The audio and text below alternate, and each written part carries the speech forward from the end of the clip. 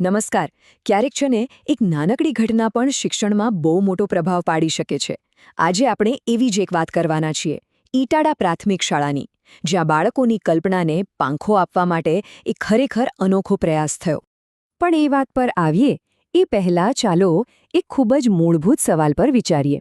બાળકના શિક્ષણમાં આર્ટ એટલે કે કલાનું ખરેખર શું મહત્વ છે? શું એ ખાલી એક એક્સ્ટ્રા એક્ટિવિટી છે કે પછી એનાથી કંઈક વધારે છે? ચાલો આનો જવાબ શોધવાનો પ્રયત્ન કરીએ. જુઓ, હકીકતમાં કલા એ માત્ર કોઈ શોખ નથી, પણ બાળકના વિકાસનો એક ખૂબ જ મહત્વનો હિસ્સો છે. એ બાળકોને એમની કલ્પનાને રંગો અને આકારોમાં ઢાળવાની એક તક આપે છે. અને આખી પ્રોસેસમાં એ લોકો ખાલી ચિત્ર નથી બનાવતા, પણ સાથે સાથે નવી સ્કિલ્સ પણ શીખે છે. તો આ બધી વાતો તો થઈ, પણ ચાલો હવે એ જોઈએ કે આ વસ્તુ હકીકતમાં કેવી દેખાય છે. આપણે સીધા જ ઈટાડા પ્રાથમિક શાળામાં જઈએ અને એમની એક ખાસ પ્રવૃત્તિ પર નજર કરીએ, જે છે ને ક્રિએટિવિટીને પ્રોત્સાહન આપવાનું એકદમ સરસ ઉદાહરણ છે. થોડા સમય પહેલાં જ આ શાળાએ સર્જનાત્મક ચિત્રકામ નામની એક એક્ટિવિટી રાખી હતી. આમ જોવા જઈએ તો એક નાનકડી પહેલ હતી, પણ એનો હેતુ બહુ મોટો હતો. બાળકોમાં જે છુપાયેલી કલા છે ને એને બહાર લાવવાનો.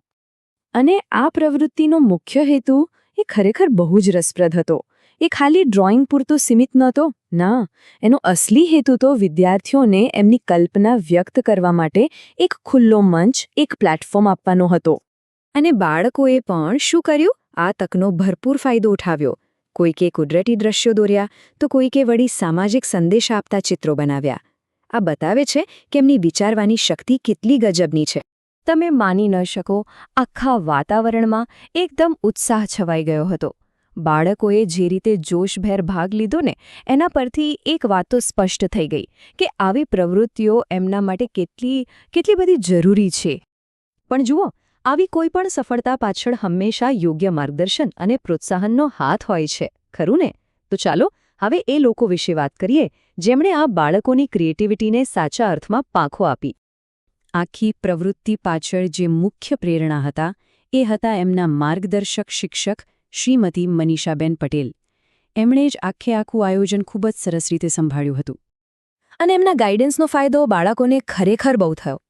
એમણે ખાલી પ્રોત્સાહન જ નહોતું આપ્યું, પણ ડ્રોઈંગની જે ઝીણી બાબતો હોય ને એ પણ શીખવી.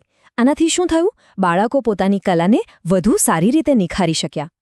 અને આના પરથી એ પણ સ્પષ્ટ થાય છે કે આ ખાલી એક ટીચરનો પ્રયાસ નહોતો. શાળાના પ્રિન્સિપાલ અને બીજા સ્ટાફ મેમ્બર્સે પણ બાળકોના આ પ્રયાસોને ખૂબ બિરદાવ્યા. કહી શકાય કે આ એક સાચું ટીમવર્ક હતું. ઓકે, તો હવે એ જોઈએ કે આ જે એક દિવસની એક્ટિવિટી હતી એની લાંબા ગાળે સ્ટુડન્ટ્સના એજ્યુકેશન પર શું અસર થઈ શકે છે. કારણ કે યાદ રાખો, આ ખાલી એક ડ્રોઈંગ કોમ્પિટિશન નહોતી. આના પરથી એક વાત બહુ સ્પષ્ટ થાય છે કે કેવી રીતે એક ક્રિએટિવ એક્ટિવિટી પોઝિટિવ અસરોની એક ચેઇન બનાવે છે. સૌથી પહેલાં એ વિદ્યાર્થીઓમાં રસ જગાડે છે, પછી એમના કૌશલ્યો વિકસાવે છે, અને છેવટે એમના ઓવરઓલ શિક્ષણમાં મદદ કરે છે. એટલું જ નહીં, આનાથી અભ્યાસ સિવાયની પ્રવૃત્તિઓમાં પણ એમનો ઇન્ટરેસ્ટ વધે છે. તો ઈટાડા શાળાનું આ ઉદાહરણ આપણી સામે એક બહુ મોટો અને મહત્વનો સવાલ મૂકે છે.